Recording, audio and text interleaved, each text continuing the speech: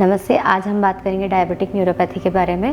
जैसा कि आप जानते हैं कि जो डायबिटीज़ होती है हमारे जो हर एज ग्रुप को, चाहे वो एडल्ट हो चाहे हमारे सीनियर सिटीजन्स ग्रुप हो 50-60 वाले, डायबिटीज़ जो होती है साइलेंट किलर होती है जो कि धीरे धीरे हमारी बॉडी के अलग अलग ऑर्गन्स को, अलग अलग सिस्टम्स को अफेक्ट कर रही होती है। चाहे वो किडनी हो, लीवर फंक्शन हो या किडनी फंक्शन हो। डायबिटीज़ जो होती है हमारे सर के बाल से लेकर पैर के नाखून तक जो होते हैं उसको भी अफेक्ट कर सकती है।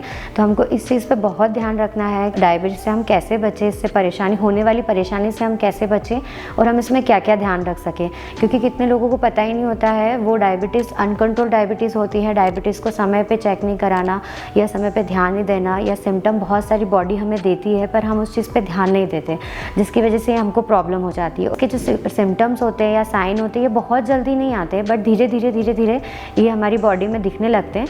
पर नॉर्मल लोगों को ये चीज़ पता नहीं होती है और वो चीज़ बेयर करते रहते हैं और इस परेशानी का सामना करते हैं। तो आज हम बात करेंगे डायबिटिक न्यूरोपैथी के बारे में। जो डायबिटिक न्यूरोपैथी होती है 4 तरीके से हम इसको डिवाइड करते हैं। फर्स्ट जो होता है पेरिफेरल न्यूरोपैथी होता है, सेकंड जो हमारा ऑटोनॉमिक न्यूरोपैथी होता है, थर्ड प्रॉक्सिमल न्यूरोपैथी होता है, फोर्थ फोकल न्यूरोपैथी होता है। फर्स्ट हम बात करते हैं पेरिफेरल न्यूरोपैथी क्या होता है। पेरिफेरल न्यूरोपैथी में आप देखेंगे कि हमारे ये मुख्यतः हमारे पैरों को और जो हमारे हाथ होता है उनको अफेक्ट करती है।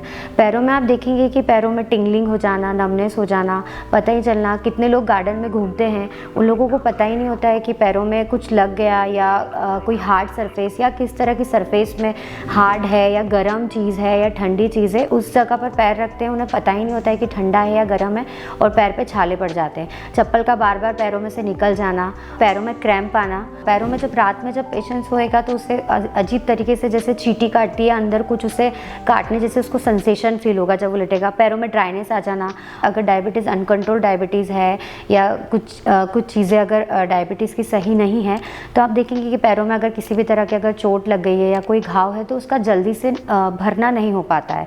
तो उसकी वजह से जो है डायबिटीज़ के पेशेंट को सबसे पहले अपने टो या नेल्स उसको चेक करते रहना चाहिए कि अगर बराबर से वो कटे हैं या नहीं है, बराबर से उसको ज़्यादा लंबे ना रखें।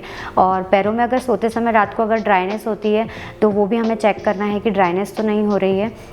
उसके अलावा सबसे ज़्यादा पेरिफेरल न्यूरोपैथी में आप देखेंगे कि सीरियस जो फूड प्रॉब्लम्स हो जाती है कि पैर में हल्का सा भी घाव या हल्का सा भी धीरे धीरे सड़न होने लगती है जो कि अल्सर का कारण बन जाता है।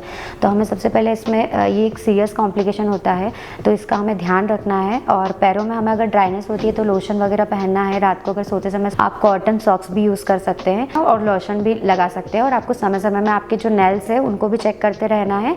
तो इसके साथ साथ आप इस चीज़ों से बच सकते हैं। अब हम बात करते हैं सेकेंड ऑटोनॉमिक न्यूरोपैथी के बारे में। ऑटोनॉमिक न्यूरोपैथी में आप देखेंगे कि हम 3 चीज़ों में इसको डिवाइड कर सकते हैं। जैसे कि पहले डाइजेस्टिव सिस्टम पे ये हमारे क्या असर डालता है, और यूरिनरी सिस्टम पे ये क्या असर डालता है, और हमारे ब्लड वेसल्स पे यह क्या फ़र्क डालता है। डाइजेस्टिव सिस्टम में आप देखेंगे कि हमेशा ब्लोटेड रहना, हमेशा कॉन्स्टिपेशन बना हुआ रहना, नोजिया, वोमिटिंग, थोड़ा सा खाना खा लेने के बाद भी पेट को हमेशा भरा हुआ लगना, जो है इस तरीके से डायरिया हो जाना। इस तरीके से आप देखेंगे कि डाइजेस्टिव सिस्टम को इस तरीके से प्रभावित करता है।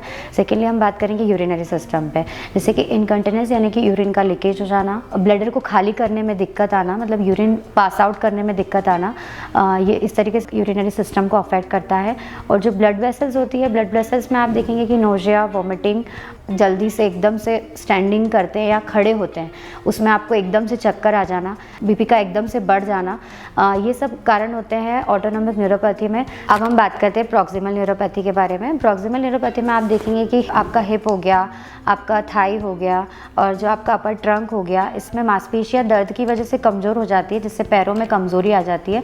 तो आप इसको योगा करके, एक्सरसाइज करके, वॉकिंग करके इस तरीके से इस चीज़ को कम भी कर सकते हैं और इसको रूटीन में भी ला सकते हैं, जिससे आपको धीरे धीरे मसल स्ट्रेंथन होने की वजह से ये पेन कम हो सकता है और ये मैनेजेबल है। अब फोर्थ हमारी जो होता है वो फोकल न्यूरोपैथी होती है, जो हमारे हैंड होते हैं, टॉर्सो होता है, जो कि ट्रंक होता है, और जो हमारे डबल विजन होता है हमारे आइज़ का, इन सब चीज़ों को प्रभावित करता है ये चीज़। बेल्स पाल्सी भी इसी की चीज़ आता है, बेल्स पाल्सी भी हो सकता है आपको सीवियर।